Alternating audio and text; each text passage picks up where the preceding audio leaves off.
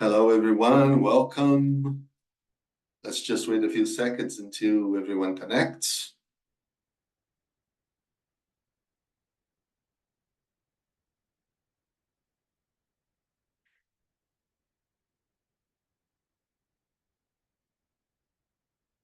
Yes, people are joining us. Hello, good afternoon, everyone. I'm Sergio Varela from Cambridge. Let's just wait just a few more seconds until people start to connect. Hello, good afternoon, Gabriela. Okay. Hey, Gabi. Two Gabis. The same call. The same. Mariana. Oh, hello everyone. If you could type in just the city where you are calling from, that would be nice. Hello, Rio de Janeiro. Lá, João, David, Piracicaba. That's nice. Welcome everyone. Okay, I think we can start. So again, welcome to another exclusive webinar for members of the Cambridge Biosite program. My name is Sergio Varela. I'm the product marketing manager here at Cambridge, Brazil in São Paulo, and I'm responsible for the Cambridge Biosite program. As I always say, our objective with this program is to offer you structured support, especially in terms of teacher development. That's why we are going to have another special guest this afternoon to talk to you. But before I introduce our speaker, let me show you something. I don't know if you all know, the Cambridge Biosite program has a website. This is the address, and you can scan the address using the QR code on the right, and there is a password for it.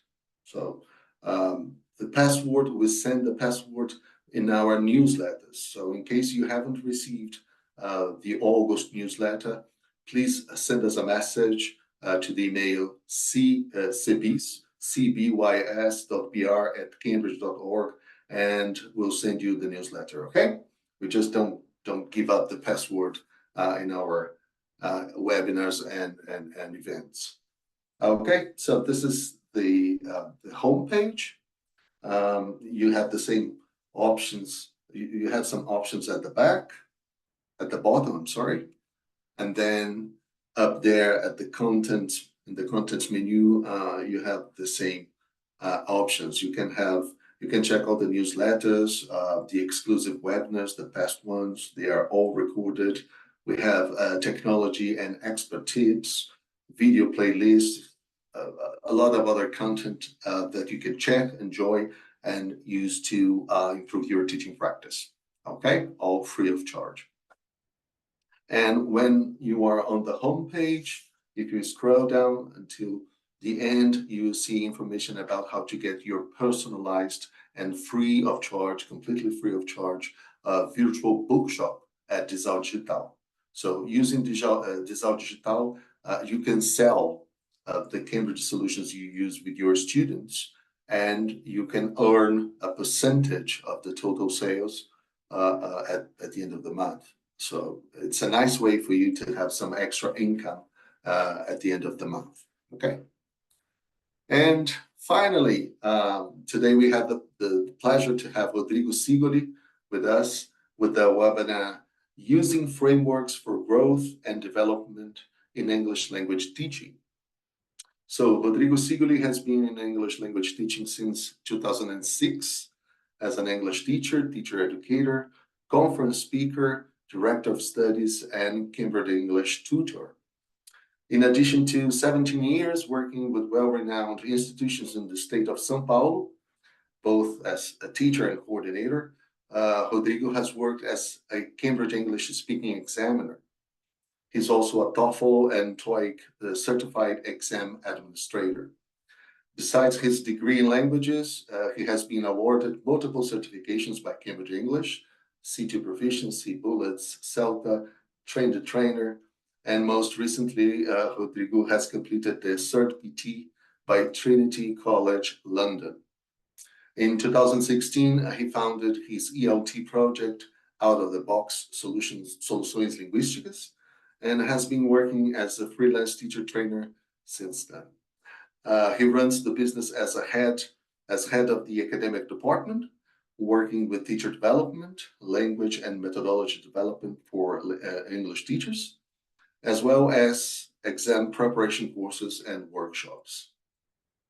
So you'll be able to interact with Rodrigo using the chat box, but please leave the Q&A box for specific questions for Rodrigo to be answered at the end of the presentation, okay? There's a certificate for this webinar in case you want, and we'll send it to you via email early next week. So welcome, Rodrigo. It's over to you. Thank you. Thank you very much, Sergio. It's a pleasure to be here once again. This webinar has been a long time coming, and we're very happy to be together. I'm really glad to have the chance to talk to so many teachers from all over the place. The way I see people from Bolivia, from the Amazon rainforest, Cruzeiro, Rio Grande do Sul, Sorocaba, amazing, and many other places, Garanhuns, Curitiba, São Paulo. I'm based in Campinas these days, so it's a pleasure to have everybody here. Let me just share my screen. Please, let me know if you can see it, if you can hear me well. Yes, anytime you have a question or something or you have comments about what we're doing, please let me know as well. Ideally, we're supposed to interact a bit. I know Sergio asked to leave the Q&A questions for later, but I like this to be more of a conversation rather than a webinar. So if you have comments, please write them in the chat box. And once again, it's a pleasure to be with everybody. And I'm going to be talking in this webinar about a few things related to professional development for the English teacher, especially, thinking about this program, the English teacher who is a private practitioner. Naturally, there are ideas here which will apply mostly to yourself as a private English teacher, also aiming at becoming more autonomous, I would say, which I believe is one of the aims of this program. We're going to be taking a look at 3 systematized frameworks for your development as an English teacher, and we're going to be analyzing each one of them and reflecting upon where each one of these is applicable. And of course, also understand how a variety of solutions for your development, which are available nowadays, we're going to be talking about them, can help you develop and become a better professional of the English language. So very quickly, if you can write in the chat, that would be great. How many of you are private teachers? Write briefly your context. Are you a private teacher? Do you work for language centers? Do you work for regular schools, bilingual schools? Where are you these days? Or how do you deliver your work to your students these days? Agelane, thank you. Private teacher. I'm going to be an independent teacher, private teacher. All right, very well. Advisor in the private school, Liana. Hey, Liana. Online private teacher, very well. Okay. Teaching mostly online, yes, Tanya. Most of us are teaching online these days. Actually, my business, which is Out of the Box, was founded in 2016, and we were already started working online. So I must admit that I do miss face-to-face lessons. Private teacher, only online. Ronald, independent teacher, very well. Hey, very well. I believe that the ideas will hopefully make sense in order to guide you to decide for yourselves the paths you can take in order to become again more independent, more autonomous, and develop. Mainly because we're thinking of a context when we are not dependent on a figure of a coordinator or a supervisor or something. So just taking into consideration the private side of our practice. So let's start from the core of this webinar, which is professional development, CPD, and as everybody knows, English teachers love acronyms. So CPD stands for continuous professional development, continuous or continuing professional development. If you had to, I don't know, if you had to play dictionary for a while and think about a definition for CPD, how would you define it? Can you please write your contributions in the chat? What is professional development in your view, in your perspective?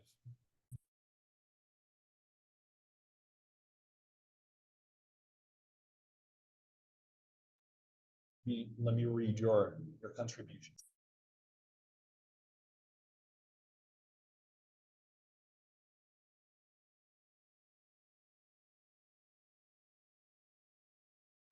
Love that, Clayton. Lifelong learning, definitely.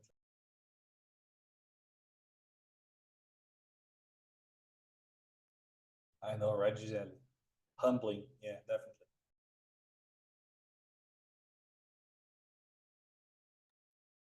Yeah, Danny, focus on a better learning and teaching, continuing education and career plan, performance and development, definitely, yes. I agree with you, David. Analyzing our own performance and like investing in development, looking for ways to get updated, what's going on in VLT, right, Tanya? Continuing education career plan, development in a continuous form. Yeah. Learning as learning is an endless process. I couldn't agree more, Elaine. I believe that when we make a choice to become teachers and tutors and so on, we have this, we kind of commit ourselves to never stop learning, right? To never stopping learning. Because eventually our level of English will reach a certain plateau, and maybe our students need more, and our methodology knowledge needs to be constantly updated and so on. So I believe that lifelong or eternal learning, if you will, is a must. Okay.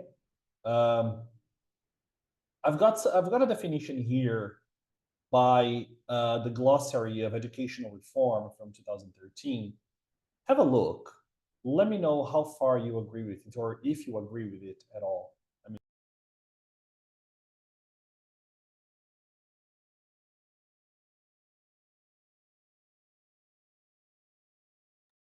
and how close it is to your definition.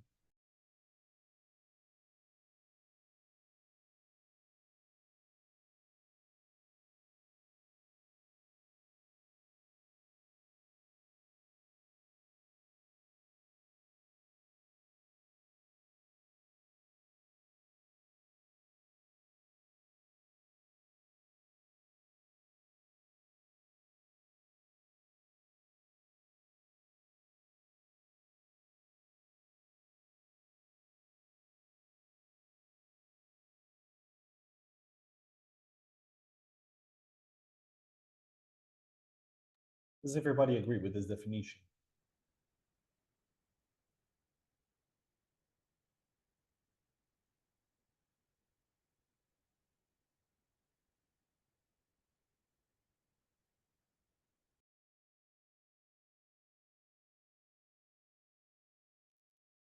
That's a beautiful reflection, Gisele. Yeah. Okay. I agree. So I believe that this process of the acquisition of the tools to develop and to, I don't know, to deliver the work we are supposed to, I guess this is what would be a process of professional development. Would you agree? If like becoming effective at what you do is something that novice teachers definitely have some struggles with, but teachers who have, I don't know, 5, 7 years or 10 years of experience and career have mastered a few concepts and a few pitfalls, have learned to avoid a few pitfalls that novice teachers don't have. And I believe this is the effectiveness that we're talking about and the tools that you have mentioned here. Yeah. But overall, we're talking about training, formal education, and advanced professional learning, which I believe the vast majority of you are undergoing these days. Am I right? So I don't know how long you have been working as English teachers or how long you have had your private practices. But it is a safe bet to say that most of us are going through special training and advanced professional learning to focus on professional knowledge, competence, and skill, and likely effectiveness as well. Any other ideas? Anybody else would like to comment on that? Do you agree with this global definition of professional development? Any other insights, perhaps?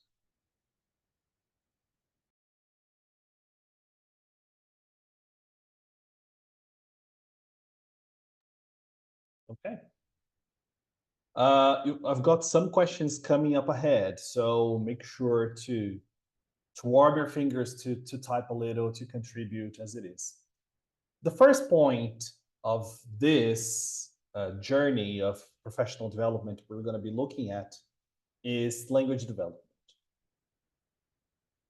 Uh, I agree, Tanya. It's definitely a work in progress. It's not something that happens once and then maybe 1 year later you're doing something again, or 2 years later doing something again. I think we're doing a little bit every day. It's something which is more continuous.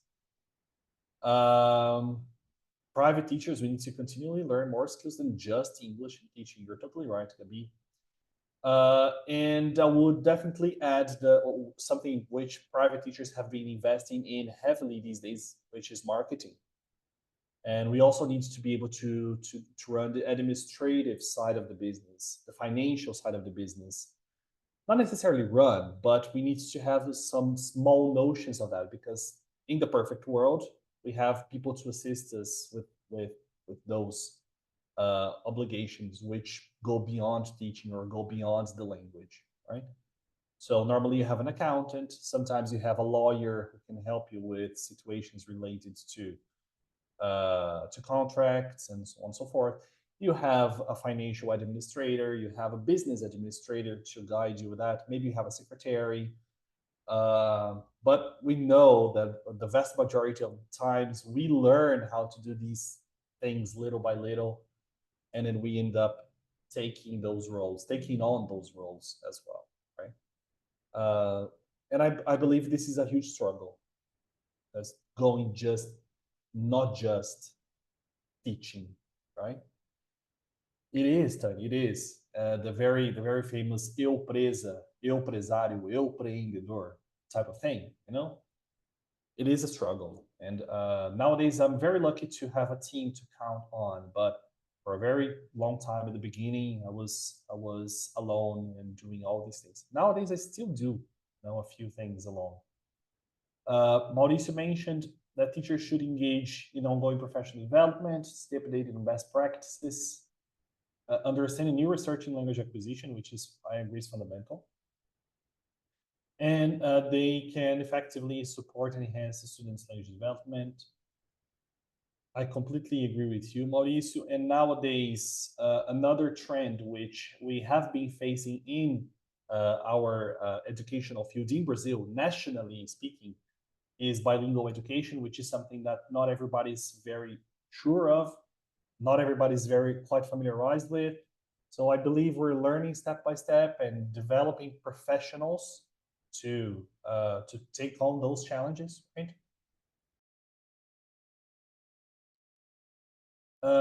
Ronald, I completely agree. Secretaries, financial advisors, strategists, yeah.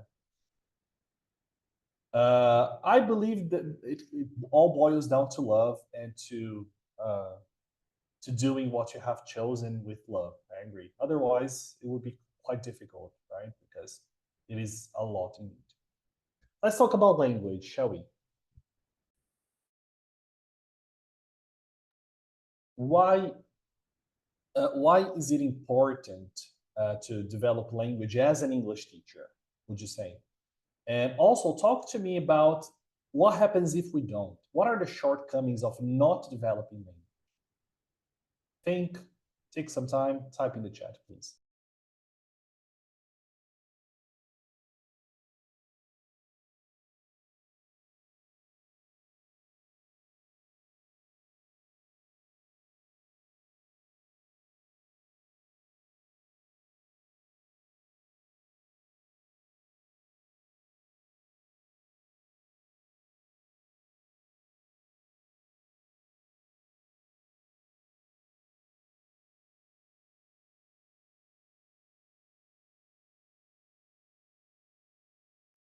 Think of your reality these days as English teachers and the impact that developing your language has on a daily basis and the impact that it can have on your teaching practice.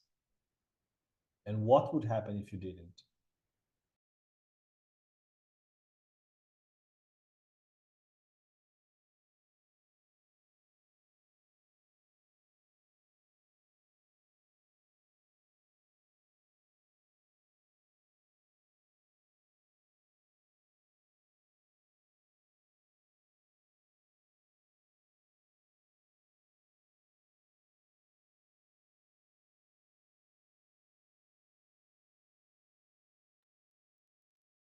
Underdeveloped language skills may struggle with reading comprehension, writing, and overall academic performance. That is very true, Mauricio. But then you are saying that the fact that your students might have underdeveloped language might be a consequence of you not developing language. Is that right? Am I understanding it correctly or not quite?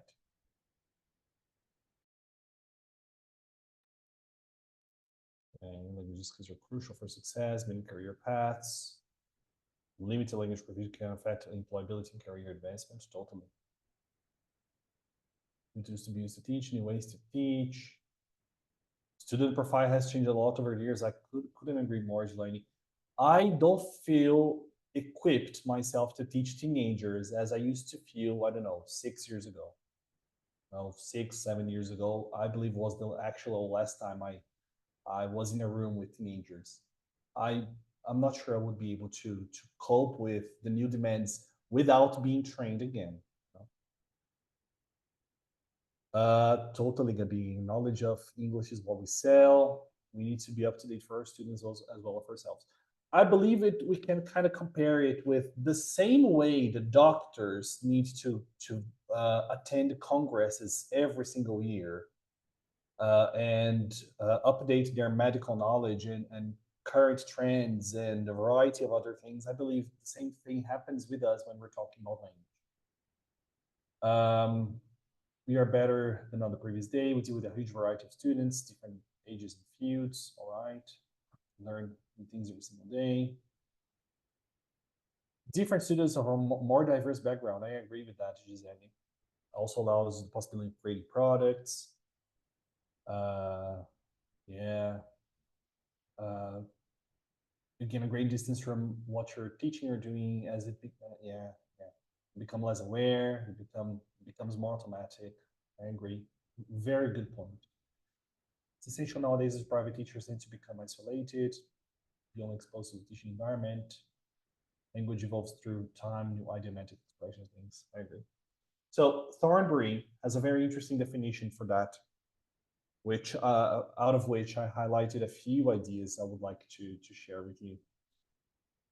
He mentions a failure on the part of the teacher to anticipate learners' problems, a consequent inability to plan lessons that are, I absolutely love this chunk, this phrase, pitched at the right level. I mean, if you are not aware of your own level of English, if you're not proficient enough, if you are not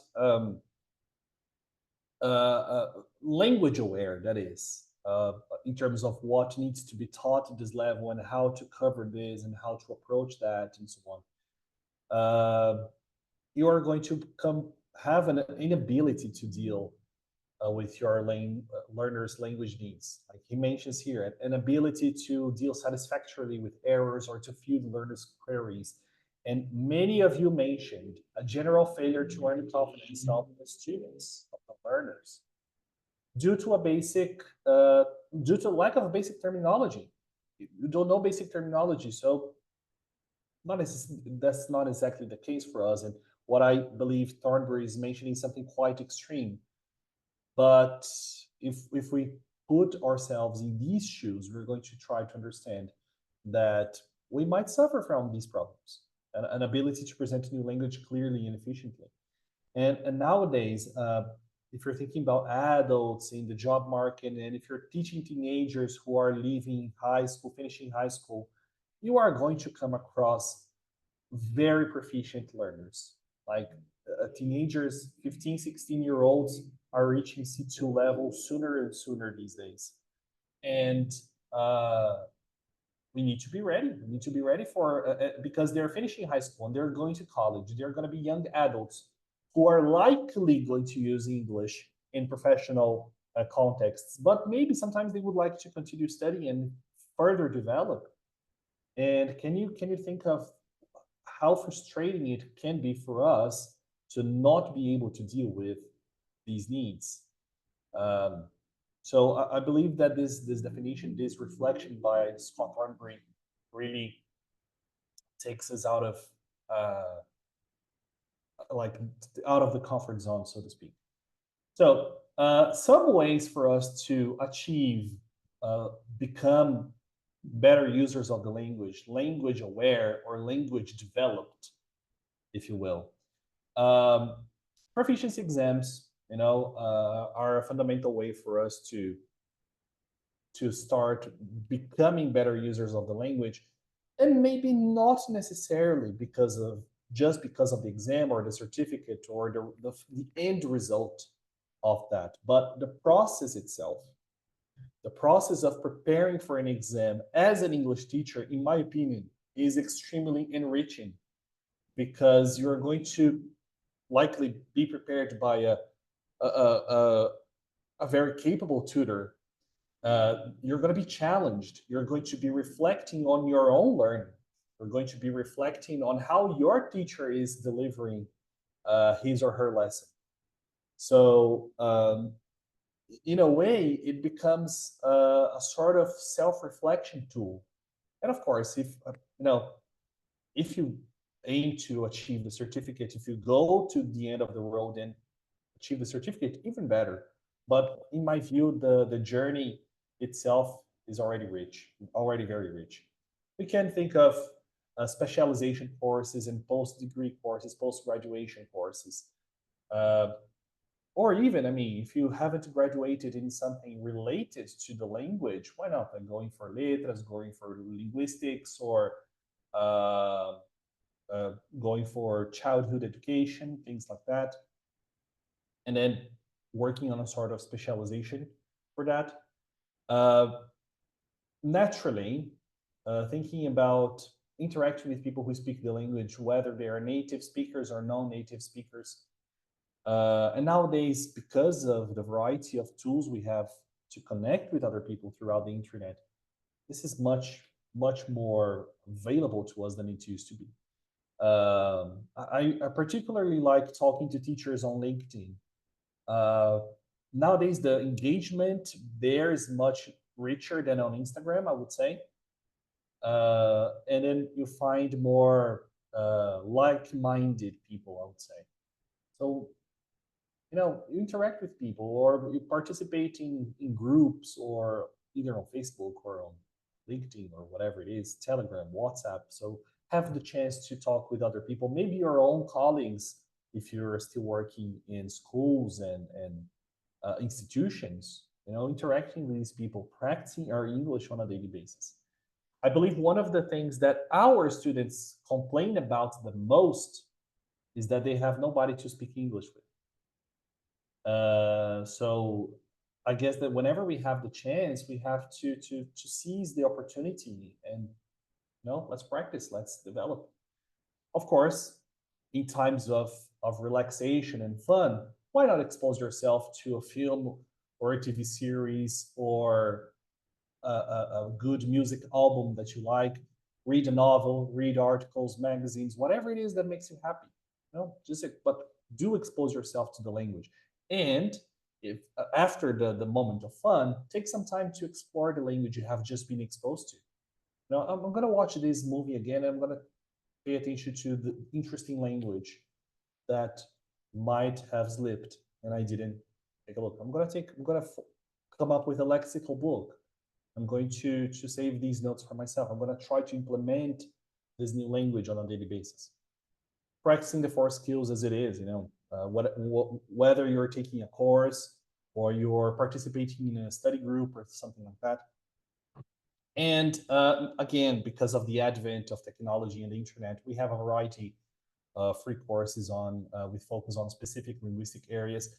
This beautiful program here by your side is an example of that, because it's helping English teachers form a community so that they can interact with other people, they can practice English, they can develop their career and so on. And of course, why not ask for feedback? If you have interacted with people, if you have somehow being exposed to the language or participated in an event or something like that, any sort of situation where you have been able to use your English, why not ask for feedback from your peers? I believe this is something we're still kind of reluctant to do. But we do know, especially for our students, for the sake of our students, that feedback is one of the most incredible, one of the most effective tools that we have for development. So these are some ideas which I came up with. Do you have any others? Do you have any other ideas you'd like to share? Do you agree with what I said? Talk to me a little. I apologize because I have a sore throat. So I'm talking quite a lot, so I'm taking a break to grab some water and all that. Talk to me, please.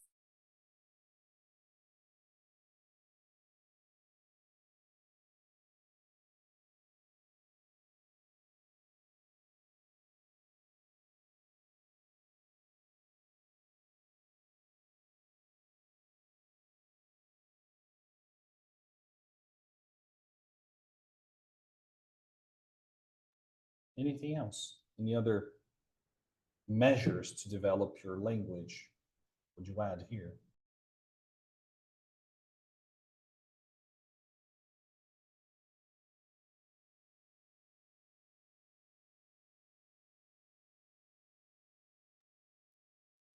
That takes us to the first two frameworks I'd like to share with you. One of them I'm pretty sure you know. The other one I'm not sure you know. So these are the two. Write here in the chat what you know about the Common European Framework and what you know about the Cambridge English Teaching Framework.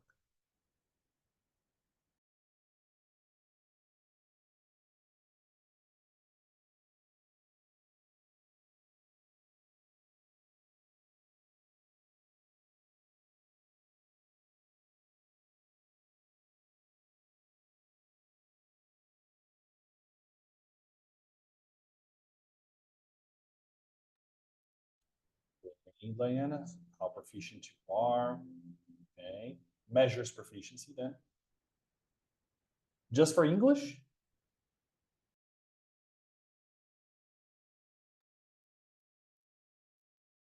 Okay. Yeah, the CFR is internationally understood. It's meant to be for European languages, right? Giselle mentioned she's not familiar with them in details.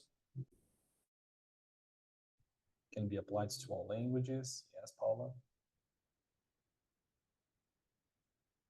6 levels. That's right, Mauricio. Yeah. Across Europe, it was across Europe and increasingly other parts of the world.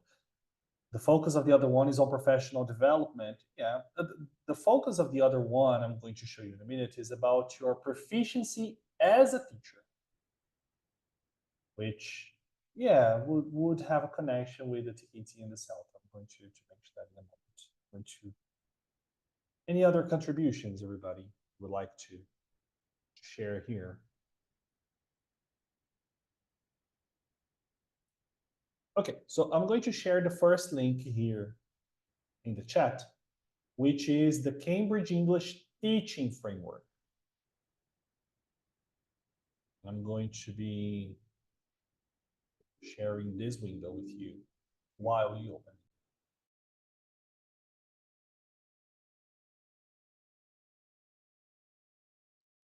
You can download it, save it to your computer, don't worry.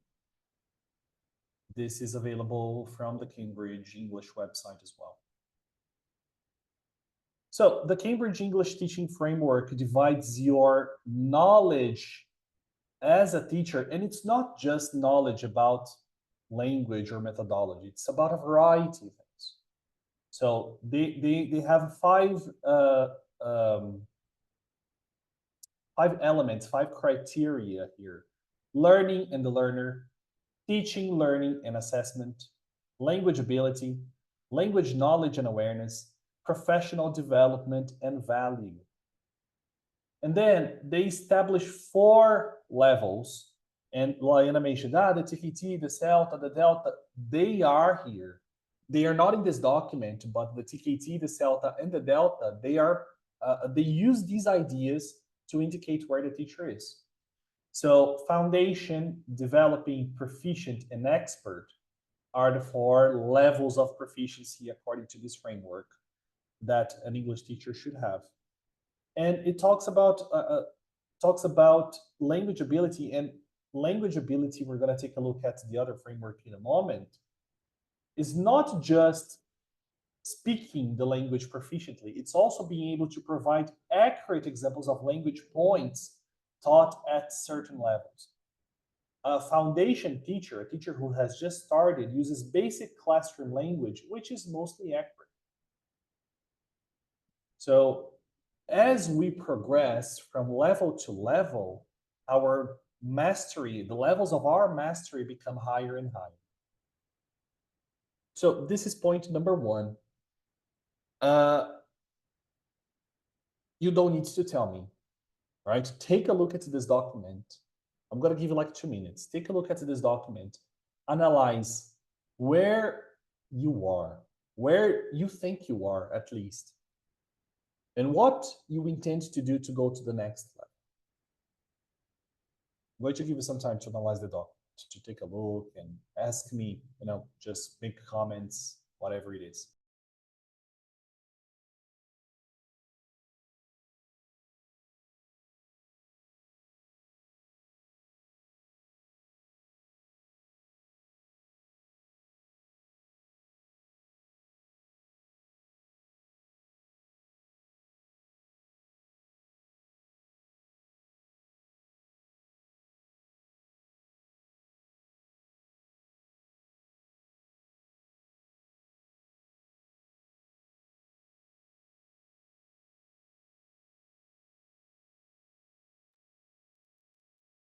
Were you familiar with this framework?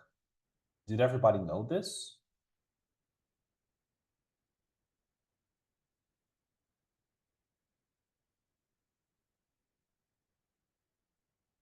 All right, could be nice. Just to know. Okay, very nice ones. Saw Delta, Southern Delta Handbook, very well. Ronald, David hadn't seen it. Tony hadn't seen it. The TKT is here between foundation and developing. The CELTA is the next one, between developing and proficient. And the Delta is between proficient and expert. There was a course which Cambridge had released, used to have in the past, which was the Train the Trainer.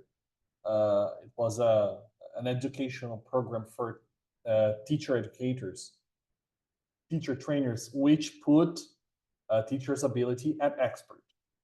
So it was a course which formed teachers to train other teachers.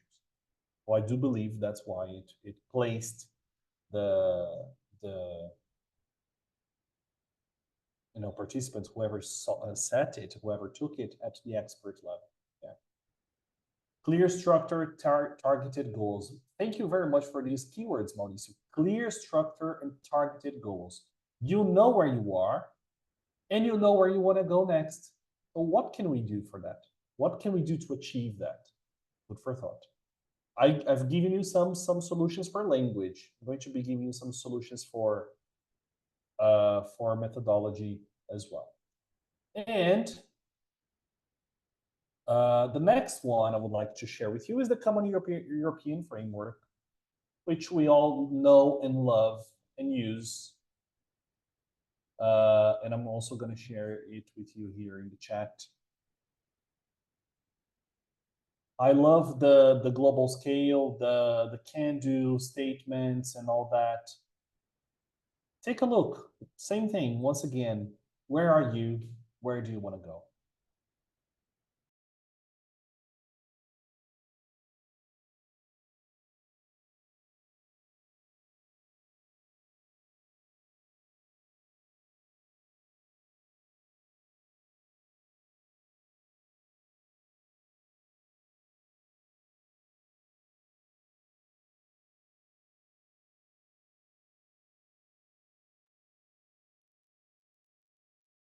Is everybody familiarized with the can-dos of the Common European Framework?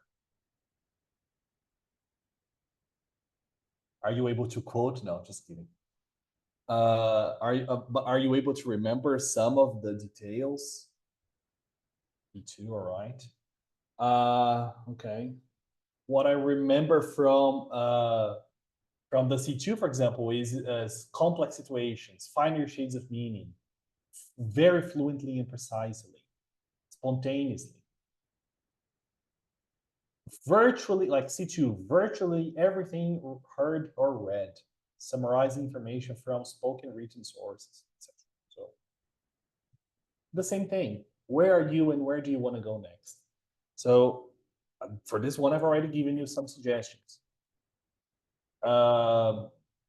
And those two frameworks, I believe, are very effective ways for us to manage ourselves, manage our learning, manage our professional development, even though we are not necessarily supervised by someone or coordinated by someone. Because nowadays, again, with the internet and a variety of courses we have available, we have so many people teaching English and teaching teachers on Instagram and on social media in general, and so many courses available.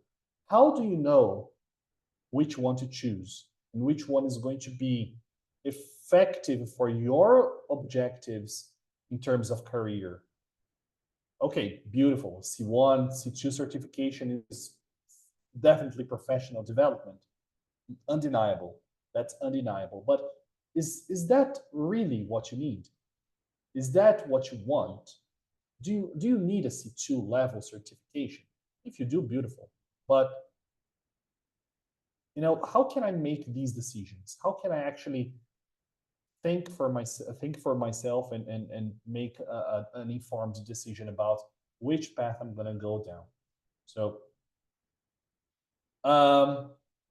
developing your methodology, which was like really connected to the Cambridge English framework. Post-degree courses, once again, the teaching certificates, TESOL, Trinity, and the Cambridge ones, the CELTA, the Delta, and the TKT. Gaining experience by teaching. This might sound counterproductive, but I believe that one of the most successful things that we can do as English teachers is teach. One of the most effective things that we can do in order to become better teachers is teach. Because we're going to make mistakes, we're going to reflect upon them, hopefully in the perfect world, reflect upon them and fix them and become better professionals. I'm not sure if you are a speaker in conferences, but if you aren't, I highly recommend you write a paper for the next Breasties or British Council or Cambridge event so you can present. You can share your knowledge as an English teacher with other teachers. And I'm pretty sure you're going to cause a very positive impression. Many people refrain from presenting because they feel insecure or something. Maybe I don't have anything to teach, or maybe I'm going to go there and be ashamed of myself or whatever. I guarantee you that people are going to look at what you're saying and say, oh, I had never thought of that. I'm going to try that something new in my lessons. And as long as you are able to accomplish that and share ideas as it is, there you are. You have accomplished your objective. If you are not feeling confident to present, at least you can go participate in online conferences, in face-to-face conferences, which after the pandemic, I believe they became more important because of the community and the relationships that we build. And of course, interact with the ELT community face-to-face and online, like I mentioned earlier, groups and study groups and a variety of other things. I absolutely love reading professional literature. I absolutely love the work of Thornbury, of Adrian Underhill, of Mark Hancock, of James Scrivener, among many other people. And I actually have a list of books which, for me, they're the holy grail of ELT. I'm going to share the post later. I wrote recently on Instagram, so you can take a look later. I love David Crystal Ronald. He's fantastic. Great linguist. And again, asking for feedback. Maybe you can ask a peer to observe your lesson and give feedback. I've recently done that, and the experience might be a little terrifying, but it does make a difference. It brings a new touch to your lessons and to your practice. If you are a private teacher, that is, because if you are still working in schools, maybe there is an academic program which observes teachers as it is, and so on. And of course, teach a new level, a new niche, a new student. If you're teaching one-to-one, teach groups. If you're teaching groups, teach one-to-one. If you're teaching B2s, go for the next level, C1. If you're teaching business English, why don't you try exam prep next time? If you're teaching teenagers, why not challenge yourself a little more and teach young learners? And on and on and on and on. Very well. And of course, academic research, individual or collaborative, is also a very effective way to become, more,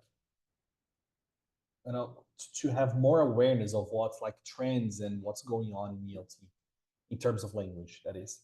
Gisele, how to get into teaching exams? That is a very long question. Do you mind if I talk about that in the Q&A?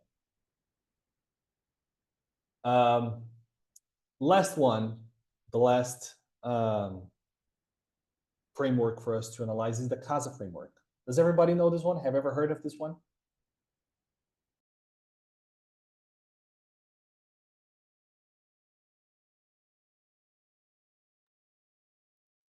Oh, all right. Maybe this one is also new to you. The KASA framework is a framework for professional development, which was suggested by Donald Freeman in his article from 1989, Teacher Training, Development, and Decision-Making, a model of teaching and related strategies for language teacher education. KASA stands for knowledge, awareness, skills, and attitude. Again, acronyms. David Freeman himself did not use the acronym KASA, but the term became widely known in the ELT community. Maybe this KASA is a different one you're thinking about, Mauricio. I'm not sure if that's the one. The KASA that Donald Freeman talks about is knowledge, awareness, skills, and attitude, which is going to help you become more, again, autonomous as an English teacher. Let's take a look first and foremost at knowledge, shall we? Knowledge is the knowledge that we have about the subject matter, but not only that, knowledge about who our learners are, their knowledge of the language, their background, the contextual aspects about the school I'm teaching in, or the city I'm teaching in, or the country I'm teaching in, and thinking about, like, if you're still working for school, collaborating with a school, what is the culture of the institution? That is something to bear in mind. right? So this is what the knowledge part is about. Knowledge is like knowledge that we have as teachers about the language, about teaching, and so on. Awareness is how we understand and how we analyze, how we perceive the impact and the effectiveness of what we do, how we react to what our learners need. The awareness of what our learners used to know, or the awareness of our learners' previous knowledge. When we're talking about professional context as well, awareness refers to your self-awareness of your professional attitude.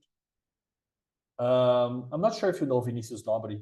Vinicius Nobri was my Celta tutor all those years ago in 2013. He said something back then to me when he was talking about the KASA that struck a chord with me, that I like really remembered that as something memorable, where he mentioned that when we hire people, if you are a private teacher or if you are a coordinator, you're going to have to eventually hire someone if you want to expand your business, or if you're part of the HR in your school or whatever.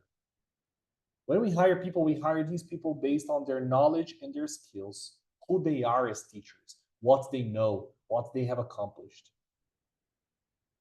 It's the lack of awareness and the lack of attitude, or improper awareness or improper attitude, which is going to cause people to get fired on the other hand.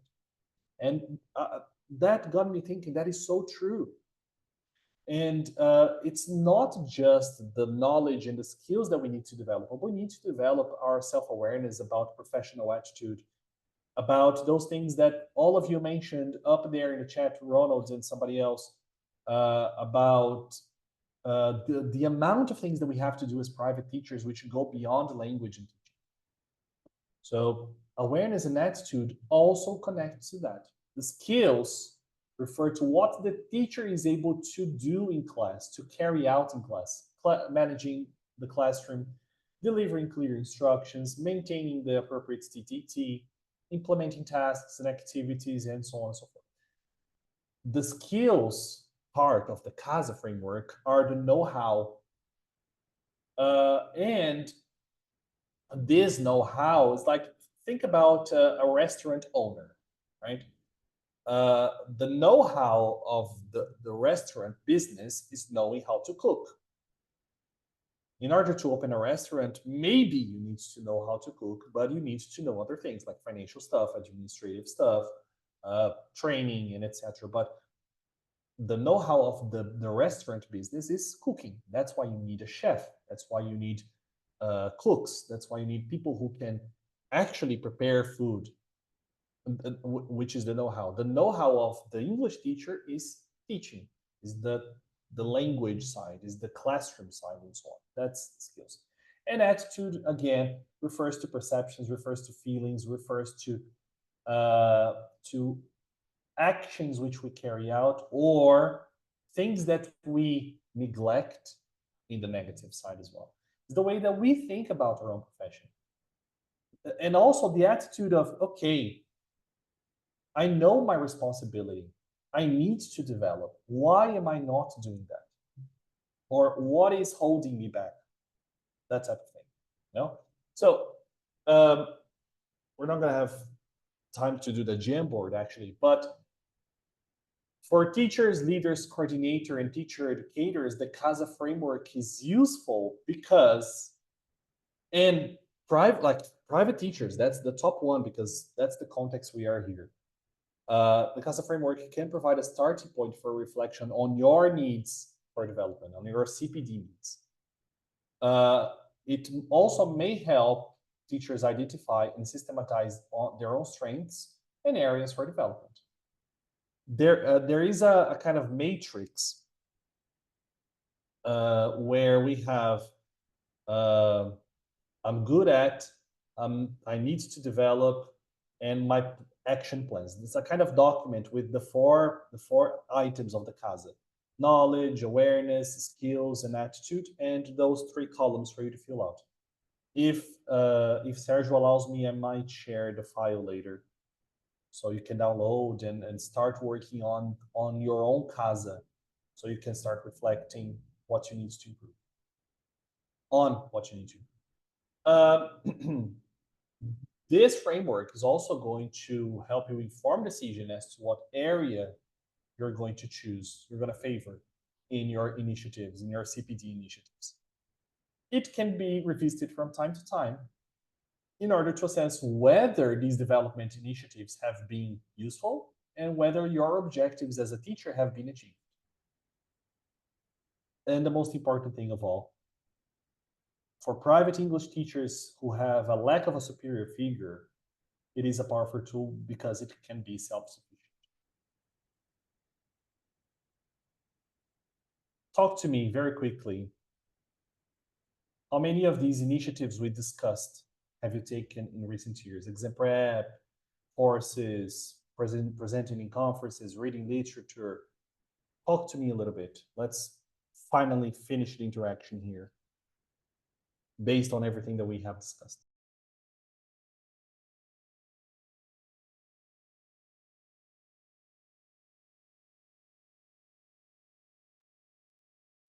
Right here in the chat.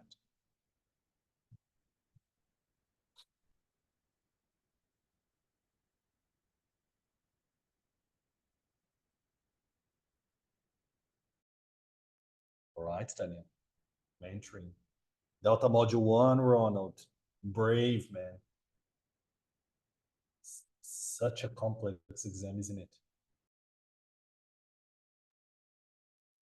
Okay, courses, webinars, literature, mentoring. Yeah. Very well. Webinars and courses. All right. TPT, Delaney. Yeah. Webinars. Celta.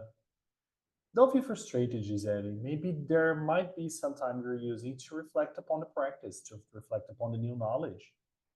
There's always time to, to go beyond, I would say. There's always time to reflect and think about the next step and all that. Okay. The streaming as well, nice.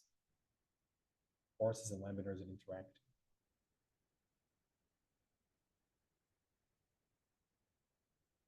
Amanda just started an exam prep course, Teaching for Success by the British Council.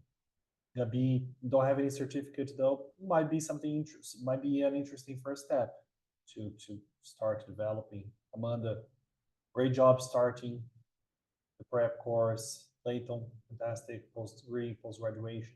Yeah, see, I love it. Yeah, everybody's on the right track for development. Yeah. Okay, I'd like to briefly share the bibliography for this session.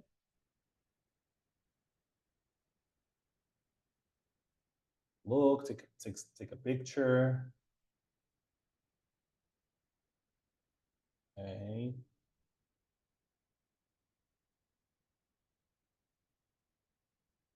And here is how you can contact me. Also, here is my Instagram if you want to follow me.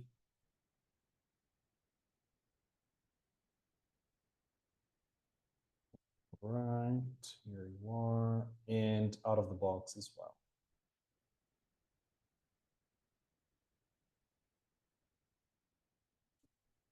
Right by the US Embassy. Yeah, I'm not quite sure about this one. What is that, Mauricio?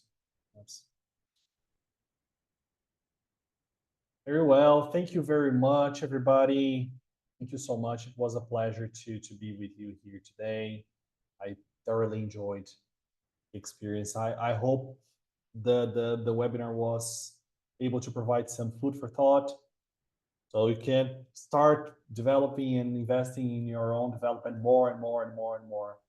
As we've discussed earlier, like professional development is endless. Thank you, everybody. Thank you. Off to you. Thanks a lot, Rodrigo. Thanks a lot. I think it's very important for us as private teachers to reflect about teacher development and everything involved in it, including the frameworks that you talk about today, and reflect about how we can, what we can do to improve ourselves and our teaching practice. Thanks a lot. That was very valuable. We don't have much time, but I think you could talk very, very briefly, if you can, about one thing that showed up in the chat box about how to prepare students for exams. I know this is not a very simple answer, but if you could just talk about very quickly. Of course, yes. Ricardo, there you are, Ricardo, the references, it is there available. Well, I believe that if teaching exams is something that you are really interested in, I think it was Gisele who asked the question a while ago, wasn't it, Gisele? Maybe it was. But the very first step is trying to understand the needs of your students. I mean, do you want to start teaching lessons because it's something that you absolutely love, or it's something that you are interested in, or have you started having demand by clients and students who would like to prepare for exams? Then it's definitely something to start. So understanding the demand is a very important first step. And then I'm going to speak from experience, that when I started preparing learners for proficiency exams, I had some experience with sitting exams myself. So I already knew the C1 and C2 exams. Back then it was the CE and the CP. But maybe you don't need to sit the exams if that's not something that you want. But you do have to delve deep into the exam, understand every single bit of the structure and what the exam is about, what is being tested in each part of the exam, in each task, in every single part, so that you can start playing around with that with some lesson planning. There's a fantastic book for people who want to start this path, which is How to Teach for Exams, by Katie Head and Sally Burgess. I absolutely love this book. In my opinion, it's kind of a Bible for people who want to start preparing learners for proficiency exams. And then naturally, like I said before, some of us have the chance to start developing by teaching. So you teach. Maybe you ask somebody to observe your lesson, to offer you feedback. And most importantly, understanding that teaching for exams is not just teach students how to do the test.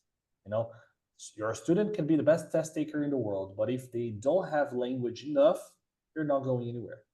So implement a very solid language development plan alongside the exam prep, or the strategy part, the exam prep part and the strategy part. And of course, analyze results. Maybe your students have like 1 or 2 years to prepare for a B2 or C1 exam, but chances are that somebody's going to knock at your door and, oh, I have an IELTS in a month. What can you do to help me? This is pretty common. So delving deep into the structures of the exams is tip number 1, and understanding more about the demands of the markets and the students. And tip number 2 is balancing language development and exam prep if necessary. Maybe your students like extremely high level, they're already ready in terms of language, they only need to understand what the exam is like. But that's a kind of an exception. And most of the time, students are going to have to undergo a very extensive language program to be able to sit the exam. After all, it's a language exam, so there you go.